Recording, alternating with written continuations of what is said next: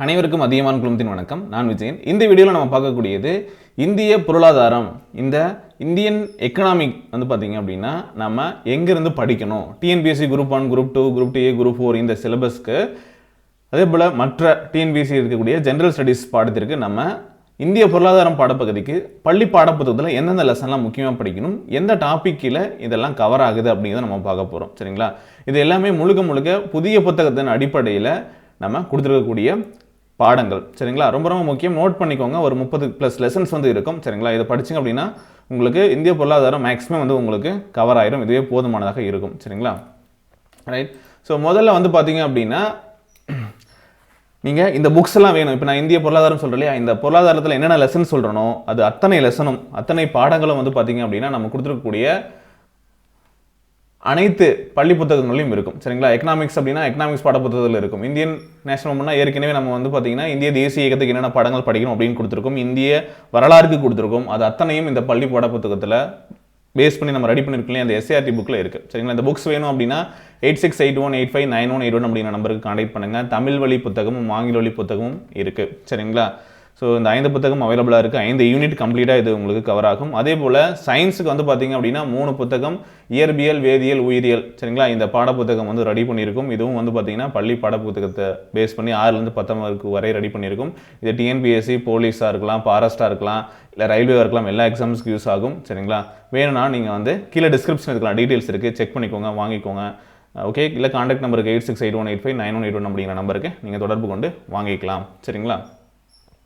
சரி, முதல்ல இந்திய பொருளாதாரத்துக்கு வந்து பார்த்தீங்க அப்படின்னா என்ன சிலபஸ் அப்படிங்கிறத தெரிஞ்சுக்கோங்க. இந்திய பொருளாதாரத்துக்கான சிலபஸ் நீங்கள் கண்டிப்பாக பார்த்துருப்பீங்க. பார்க்கல அப்படின்னா இதை நோட் பண்ணி வச்சுக்கோங்க. சரிங்களா? இவ்வளோ உங்ககிட்ட நீங்கள் வரைக்கும் எதுவும் நோட் பண்ணல அப்படின்னா ஜஸ்ட் ஸ்க்ரீன்ஷாட் எடுத்து மொபைலில் வச்சுக்கோங்க. ஓகே. இல்லை முதல்ல சிலபஸை பிரிண்ட் அவுட் எடுத்து வைங்க. ரொம்ப முக்கியமானது. இன்னும் உங்கள் கையில் வந்து சிலபஸே கிடையாது, நீங்கள் வந்து ஒரு எக்ஸாம்ஸ்க்கு வந்து படிக்கிறீங்க அப்படின்னா சிலபஸே இல்லை அப்படின்னா சிலபஸ்னு ஒரு PDF கொடுத்துருப்பாங்க. அதை முதல்ல பிரிண்ட் அவுட் எடுத்து உங்கள் ஸ்டடி டேபிள் கிட்ட நீங்கள் வச்சுக்கோங்க. ஓகேவா? நீங்கள் படிக்கிற மெட்டீரியல் கிட்ட நீங்கள் வச்சுக்கோங்க.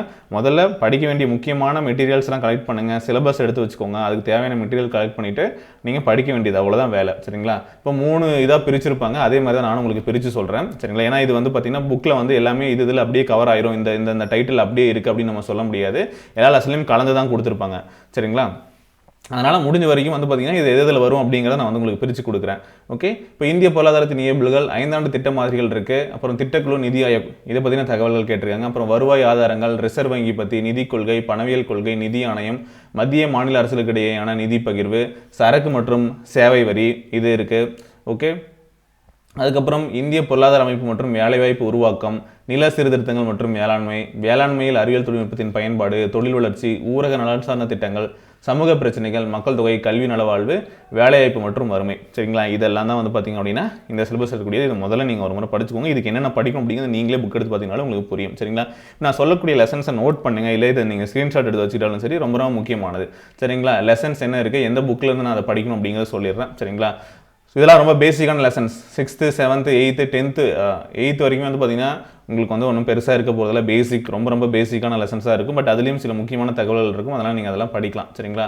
பொருளியல் ஒரு அறிமுகம் அப்படிங்கிற 6ஆம் வகுப்பில் ஒரு லெசன் இருக்கும். சரிங்களா? உற்பத்தி, பொது மற்றும் தனியார் துறைகள் பற்றி இருக்கும். சரிங்களா? அதுக்கப்புறம் மொத்த உள்நாட்டு உற்பத்தி மற்றும் அதன் வளர்ச்சி அப்படிங்கிற ஒரு லெசன் இருக்கும். சரிங்களா? GDP, NNP, இந்த மாதிரி எல்லாமே வந்து பார்த்தீங்க அப்படின்னா இந்த லெசனில் கவர் ஆகும். இதை நீங்கள் படிச்சுக்கலாம். பழைய புக்கில் படித்தாலும் ஓகே, புது புக்கில் படித்தாலும் ஓகே. பட் முக்கியமாக 10th நியூ புக்கில் இது இருக்கும். சரிங்களா?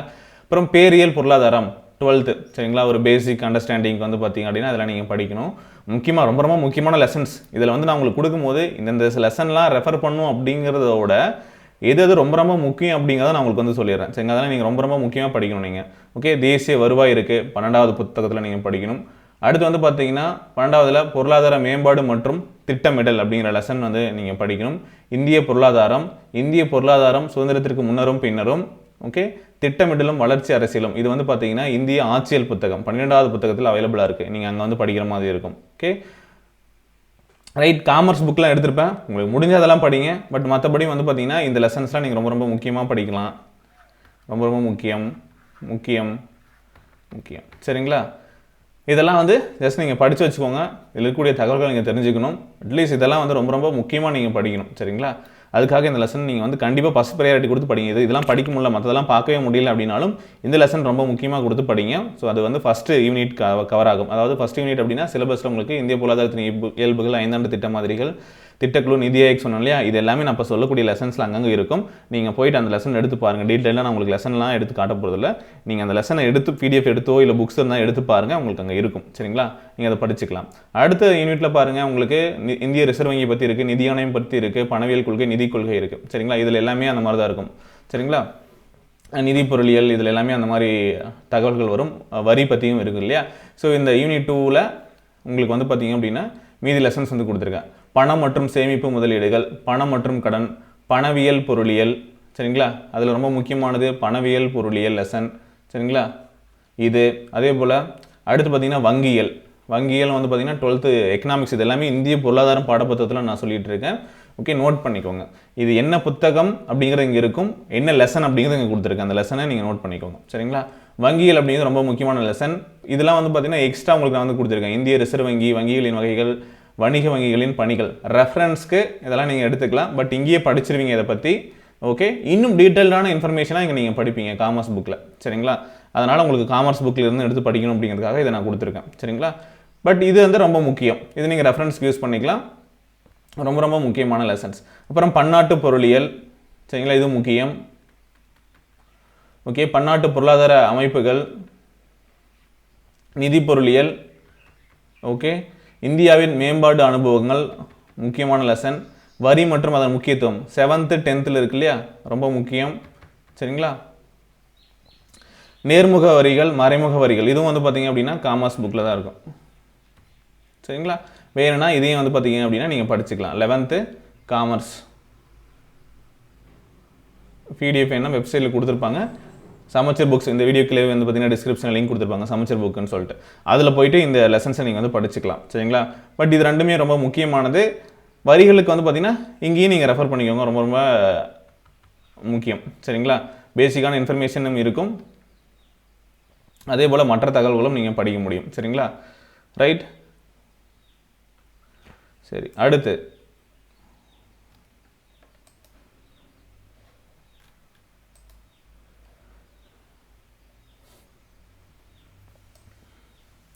ஸோ இதில் முக்கியமான ஒரு லெசன் வந்து பார்த்தீங்க அப்படின்னா நான் இப்போ இங்கே இம்பார்ட்டன்ட் மார்க் பண்ணி வச்சுருக்கிறது எல்லாமே முக்கியம் தான். சரிங்களா, அதை நீங்கள் பார்த்துக்கோங்க. அடுத்து யூனிட் 3.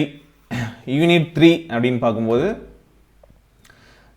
உங்களுக்கு யூனிட் 3ல் என்னென்ன டாபிக்ஸ்லாம் இருக்குது அப்படின்னு பார்த்தீங்கன்னா இந்திய பொருளாதார அமைப்பு, வேலைவாய்ப்பு உருவாக்கம், அப்புறம் வேளாண்மை பற்றி இருக்கும், நில சீர்திருத்தங்கள், வேளாண்மை, மக்கள் தொகை, கல்வி, நலவாழ்வு, வறுமை, இதை பற்றி நிறைய கொடுத்துருப்பாங்க. சரிங்களா, இந்த லெசன் ரொம்ப ரொம்ப முக்கியம். நீங்கள் படிச்சிங்கன்னா கொஞ்சம் கவர் ஆகும். அதாவது புதிய சமூக பொருளாதார ஒழுங்கமைவு எதிர்நோக்குதல் அப்படின்னு சொல்லிட்டு இருக்கும் ஹிஸ்ட்ரியில். 12th history. சரிங்களா, 12th ஹிஸ்ட்ரி புக்கில் இருக்கும், நீங்கள் பாருங்கள் பொது புத்தகத்தில். அப்புறம் சமூக பொருளாதார பிரச்சனைகள், இது வந்து 8th ஓல்டு புக். ஒரு லெசன் மட்டும் நான் 8th ஓல்டு புக்கில் ரெஃபர் பண்ண சொல்லியிருக்கேன், இதையும் நீங்கள் பார்த்துக்கோங்க. சரிங்களா, 8th ஓல்டு புக்கில் சமூக பொருளாதார பிரச்சனைகள் அப்படின்னு சொல்லிட்டு ஒரு லெசன் இருக்கும். சரிங்களா, அப்புறம் மேம்பாட்டு அறிவும், தொலைநோக்கு அளவீடு மற்றும் நிலைத்தன்மை, இதுவும் முக்கியமான லெசன் தான். ஓகே, ரொம்ப முக்கியமான லெசன். இந்தியா மற்றும் தமிழ்நாட்டில் வேலைவாய்ப்பு, வேலைவாய்ப்புன்னு ஒரு ஹெட்டிங் இருக்கு இல்லையா, சிலபஸில் அப்படியே கவராகும், முக்கியமானது. தமிழ்நாடு வேளாண்மை முக்கியமானது. ஊரக பொருளாதாரம் ரொம்ப ரொம்ப முக்கியமானது, வெரி வெரி இம்பார்ட்டன்ட். தமிழ்நாட்டு பொருளாதாரம் ரொம்ப ரொம்ப முக்கியமான லெசன்ஸ். இதுக்கெல்லாம் ஃபஸ்ட் ப்ரையாரிட்டி நீங்கள் கொடுத்து படிங்க. பட் இங்கே கொடுத்துருக்கூடிய லெசன்ஸ் எல்லாமே ரொம்ப முக்கியமான லெசன்ஸ் தான். ஓகேவா, இந்த 2 லெசன்ஸை மட்டும் விட்டுட்டு மீதி நீங்கள் பார்க்கும்போது இது எல்லாமே முக்கியமானது தான். சரிங்களா, வேணும்னா நீங்கள் எங்கேயும் வந்து ரெஃபர் பண்ணி படிக்கலாம். சரிங்களா, இதுவுமே கவர் ஆகக்கூடியது தான். இது ரிலேட்டடான தகவல்கள் அங்கே இருக்கும். ஸோ அதனால் வந்து பார்த்திங்க அப்படின்னா இந்த 6 லெசன் 6-7 லெசனை தவிர்த்து நீங்கள் இதையும் நீங்கள் 2 வந்து எக்ஸ்ட்ரா ரெஃபர் பண்ணுறதா குறு, சிறு மற்றும் நடுத்தர தொழில் நிறுவனங்கள் மற்றும் சுயஉதவி குழுக்கள் காமர்ஸ் புக்லேருந்து எடுத்திருக்கும். தொழில் முனைவருக்கான அரசின் திட்டங்கள் அப்படின்னு எடுத்திருப்போம். இதுவும் வந்து பார்த்திங்கன்னா 12th காமர்ஸ் புக்கு எங்கேருந்து எடுத்திருக்கோம் அப்படிங்கிற சோர்ஸிங் இருக்குது. ஓகேவா, 11th and 12th. சரிங்களா, அப்போ நீங்கள் ரொம்ப ரொம்ப முக்கியமாக பார்க்கணும் படிக்கணும் அப்படின்னா இவ்வளோ லெசன்ஸ் இருக்குது. சரிங்களா, மொத்தம் வந்து 36 லெசனு. சரிங்களா, ஒரு என்ன சொல்கிறது, நீங்கள் வந்து பார்த்தீங்கன்னா 11th எக்கனாமிக்ஸ் ஒரு 5 லெசன்ஸ் கண்டிப்பாக இருக்கும். அதே போல் 12th எக்கனாமிக்ஸில் வந்து பார்த்தீங்க அப்படின்னா ஓகே அதில் ஒரு நீங்கள் வந்து பார்த்தீங்கன்னா அதுலேயும் வந்து ஒரு 5 to 6 லெசன்ஸ் வந்து பார்த்தீங்கன்னா ரொம்ப முக்கியமாக நீங்கள் படிக்க வேண்டியதாக இருக்கும் சரிங்களா. அது நீங்கள் படிச்சிட்டிங்க அப்படின்னாவே உங்களுக்கு போதுமானது. இப்போ பாருங்கள் 11th இருக்கக்கூடிய லெசன்ஸ் எல்லாமே பாருங்கள், நான் நோட் பண்ணுறதெல்லாம் நோட் பண்ணிக்கோங்க, நான் ரேஸ் பண்ணிடுறேன் சரிங்களா. ஒரு லெசன், இந்த 2 லெசன், ஓகே. அதே போல் இந்த 12th ஹிஸ்ட்ரியில் வரக்கூடிய ஒரு லெசன் 3 சரிங்களா. அடுத்து வந்து பார்த்திங்க அப்படின்னா உங்களுக்கு இந்தியாவின் மேம்பாட்டு அனுபவங்கள் 4, ஓகே. இந்த நிதி பொருளியல் பன்னாட்டு பொருளாதார அமைப்புகள் 5, ஓகே. அப்புறம் இந்த வணிக வங்கிகள் இதெல்லாம் விட்டுருங்க, வங்கிகள் லெசன் முக்கியம், இது முக்கியம் சரிங்களா. ஸோ இதுலேயுமே ரேஸ் பண்ணிவிட்டு நான் உங்களுக்கு காட்டுறேன், ஓகே. ஸோ இங்கே இருக்கக்கூடிய 3 லெசன், அதே போல் 4, 5, அப்புறம் 6, 7 சரிங்களா. இதெல்லாம் ரொம்ப ரொம்ப முக்கியமான லெசன். இது ஒன்று 8, ஓகேவா. அப்போ இந்த பக்கம் பார்க்கும்போது இன்னும் ரொம்ப முக்கியமான லெசன் சொல்லும்போது இந்திய பொருளாதாரம் முன்னரும் பின்னரும் திட்டமிடல் வளர்ச்சி அரசியல் சரிங்களா. இங்கே இருக்கக்கூடிய 3 லெசன், இங்கே இருக்கக்கூடிய 5, 8, இது வந்து ஒரு 11 லெசன் ரொம்ப ரொம்ப முக்கியம். நீங்கள் படிச்சிங்க அப்படின்னா மெயினாக கேட்கக்கூடிய கேள்விகள் எல்லாமே இந்த லெசன்லேருந்து வந்துடும். அதை தவிர்த்து மற்றதெல்லாம் வந்து பார்த்தீங்கன்னா சின்ன லெசன்ஸ் தான். ரொம்ப பெரிய லெசன்ஸ்லாம் நீங்கள் இப்போ நான் சொன்ன லெசன்ஸ்லாம் நீங்கள் படிக்க வேண்டியதாக இருக்கும். அதுலேயே உங்களுக்கு வந்து கவர் ஆயிரும் சரிங்களா. அதாவது அதுலேயே வந்து பார்த்திங்க அப்படின்னா இங்கே இருக்கக்கூடிய எல்லா ஹெட்டிங்ஸ்லையும் நான் உங்களுக்கு முக்கியமான பகுதிகள், அடிக்கடி கேள்வி கேட்கக்கூடிய பகுதிகள்லாம் வந்துடும் சரிங்களா. வரிகள் சம்மந்தமாக நீங்கள் தனியாக படிக்கனாலும் இந்த லெசன்ஸ் நீங்கள் படிக்கலாம். அடுத்து முக்கியமானது, ஓகேவா. இவ்வளோ தாங்க இந்த லெசன்ஸ், ஓகே. ஜஸ்ட் நோட் பண்ணிக்கோங்க, ஸ்க்ரீன்ஷாட் எடுத்து வச்சுக்கோங்க. ஒரு 11 லெசன் ரொம்ப ரொம்ப முக்கியமாக நீங்கள் படிக்க வேண்டியதாக இருக்கும். அதுக்காக எல்லா மற்ற லெசன்ஸ்லாம் படிக்க வேண்டாம் அப்படின்ல, ப்ரையாரிட்டி அதிகமாக கொடுத்து நீங்கள் படிக்கிற மாதிரி இருக்கும் சரிங்களா. ரிவிஷன் பண்ணும்போது ரொம்ப அதிகமாக முக்கியமாக அதெல்லாம் நீங்கள் பார்த்து வச்சுக்கோங்க. நோட்ஸ் எடுக்குது அந்த லெசன்ஸில் நீங்கள் நோட் எடுத்து படிங்க. பட் மற்ற லெசன் வந்து பார்த்தீங்கன்னா நீங்கள் வந்து அதுக்கு அடுத்த ப்ரையாரிட்டி இல்லை. ஏன்னா எதுவாக இருந்தாலும் எப்போ நீங்கள் படிக்கிறதா இருந்தாலும் ஒரு ப்ரையாரிட்டின்னு ஒன்று ஒரு செட் பண்ணி தானே படிப்பீங்க. இப்போ வந்து நீங்கள் ப்ரையாரிட்டி இல்லாமல் நீங்கள் எப்பயுமே படிக்கக்கூடாது. ஏன் எதை படிக்கிறோம், ஃபஸ்ட்டு ப்ரையாரிட்டி எது, செகண்ட் ப்ரையாரிட்டி எது, தேர்ட் ப்ரையாரிட்டி எது கொடுத்து நம்ம படிக்கணும் அப்படின்னு இருக்கு. ஏன்னா நமக்கு டைம் அப்படி தான் இருக்குது சரிங்களா. ஸோ இப்போ யூனிட் எடுத்துக்கிட்டாலும் நம்ம குரூப் 2 சிலபஸே படிக்கிறோம் அப்படின்னாலும் யூனிட் 8க்கு இம்பார்ட்டன்ஸ் கொடுக்குறோம், யூனிட் 9க்கு இம்பார்ட்டன்ஸ் கொடுக்குறோம், அடுத்து ஹிஸ்ட்ரி கொடுக்குறோம், பாலிட்டி கொடுக்குறோம். இந்த மாதிரி இதெல்லாம் வந்து பார்த்திங்க அப்படின்னா நம்ம அதிக ப்ரையாரிட்டி கொடுத்து இந்த ஆர்டரில் படிக்கிறோம். இப்போ ஒவ்வொரு சப்ஜெக்ட்டும் படிக்கும்போது அதில் எதுக்கு நம்ம ப்ரையாரிட்டி அதிகமாக கொடுக்கணும் அப்படின்னு ஒன்று இருக்குது. அதில் எந்தெந்த லெசனுக்கு ப்ரையாரிட்டி அதிகமாக கொடுக்கணும்னு இருக்குது. அந்த லெசனுக்குள்ளே எந்த டாபிக் வந்து அதிக ப்ரையாரிட்டி இருக்குது, என்ன மாதிரியான கேள்விகள் கேட்பாங்க அப்படிங்கிறதெல்லாம் ப்ரையாரிட்டி பற்றி நீங்கள் தான் படிச்சுக்கணும் சரிங்களா. ஜஸ்ட் இதில் வந்து உங்களுக்கு ஒரு ஐடியா, இங்கெல்லாம் லெசன்ஸ் இருக்குது, இந்த லெசனாக நம்ம படிக்கணும், ரொம்ப முக்கியமான லெசன்ஸ் இதெல்லாம் நம்ம முதல்ல படிக்கணும் அப்படிங்கிறதுக்காக உங்களுக்கு கொடுத்துருக்கேன். பட் எல்லாமே வந்து பார்த்திங்க அப்படின்னா சிலபஸ் கவர் ஆகக்கூடிய லெசன்ஸை தான் எடுத்து கொடுத்துருக்கோம். அப்படியே நீங்கள் முழு சிலபஸும் படிக்கிறீங்க, இல்லை ஒவ்வொருத்தருக்கு எக்கனாமிக்ஸ் வரும், ஒரு சில பேருக்கு எக்கனாமிக்ஸ் வராது. ஸோ உங்களுக்கு எப்படி படிக்க முடியுமோ அந்த மாதிரி நீங்கள் வந்து இம்பார்ட்டன்ஸ் கொடுத்து அட்லீஸ்ட் இந்த இம்பார்ட்டன்ட் லெசன்ஸையாவது முதல்ல நீங்கள் முடிக்கிறதுக்கு நீங்கள் பிளான் பண்ணிக்கோங்க. அண்ட் குறிப்பிட்டு சொல்லணும் அப்படின்னா சில தகவல்கள்லாம் வந்து பார்த்திங்க அப்படின்னா யூனிட் 9க்கு உங்களுக்கு வந்து கவர் ஆகும். ஸோ நீங்கள் எக்கனாமிக்ஸ் படிக்கிறீங்க, இல்லை ஜாகிரபிக்கு உங்களுக்கு சார் வந்து அடுத்த வீடியோவில் சொல்கிறார் அப்படின்னாலும் அதெல்லாம் வந்து பார்த்திங்கன்னா குறிப்பிட்ட லெசன் வந்து பார்த்திங்கன்னா உங்களுக்கு யூனிட் 9லேயே வந்து கவர் ஆகிற மாதிரி தான் இருக்கும், தமிழ்நாடு சார்ந்த தகவல்கள் சரிங்களா. குறிப்பிட்டு சொல்லணும்னா தமிழ்நாட்டு பொருளாதாரம் அதெல்லாம் வந்து பார்த்திங்க அப்படின்னா அங்கேயும் வரும். அதே போல் தமிழ்நாடு வேளாண்மை இதெல்லாம் வந்து பார்த்திங்கன்னா நீங்கள் அங்கேயும் படிக்கிற மாதிரி தான் இருக்கும் சரிங்களா. அப்புறம் புவியியல் கூறுகள் இதெல்லாம் பொருளாதாரத்தில் வரும், அதுவும் நீங்கள் அங்கே படிக்கிற மாதிரி இருக்கும் சரிங்களா. ஓகே. ஸோ இவ்வளோ தான் விஷயம். வேறு ஏதாவது டவுட் இருந்தால் கீழே கமெண்ட் பண்ணுங்கள். லெசன்ஸ் வேணும்னா ஸ்க்ரீன்ஷாட் எடுத்து வச்சுக்கோங்க, வச்சுட்டு நீங்கள் படிக்க ஆரம்பிச்சுக்கோங்க. ஓகே. புக்ஸ் வேணும் அப்படின்னா புக்ஸ் வந்து பார்த்திங்கன்னா அதியமான் டீம் வந்து ப்ரொவைட் பண்ணுறாங்க. இந்த நம்பருக்கு காண்டாக்ட் பண்ணுங்கள், இல்லை கீழே இருக்கக்கூடிய வெப்சைட்டுக்கு போயிட்டு நீங்களே வந்து ஆன்லைனில் ஆர்டர் பண்ணிக்கலாம். உங்களுக்கு வந்து பார்த்திங்கன்னா 3 to 4 டேஸில் வந்து பார்த்திங்கன்னா புக்ஸ் அனுப்பிச்சிருவாங்க சரிங்களா. மேக்ஸிமம் 1 வீக்குள்ளே உங்களுக்கு புக்ஸ் வந்து கிடச்சிரும். ஓகே. மினிமம் வந்து பார்த்திங்க அப்படின்னா 2-3 டேஸ் எடுத்துக்கும் உங்களுக்கு புக்கு கிடைக்கிறதுக்கு. ஓகே. ஆர்டர் பண்ணதுலேருந்து 2 to 3 டேஸில் வந்து உங்களுக்கு புக்கு கிடைக்கிறோம். மினிமம் மேக்ஸிமம் 1 வீக்குள்ளே உங்கள் கைக்கு புக்கு வந்துடும் சரிங்களா. ஓகே. வேறு ஏதாவது வீடியோ கிளாஸஸ் டெஸ்ட் பேச்சஸ் வேணும் அப்படின்னா அதியமான் டீமோட ஆப் இருக்குது, ப்ளே ஸ்டோரில் டவுன்லோட் பண்ணிட்டு நீங்கள் ஆப்பில் போய்ட்டு நீங்கள் செக் பண்ணி வேணும்னா ஜாயின் பண்ணிக்கலாம். ஓகே. தேங்க்யூ.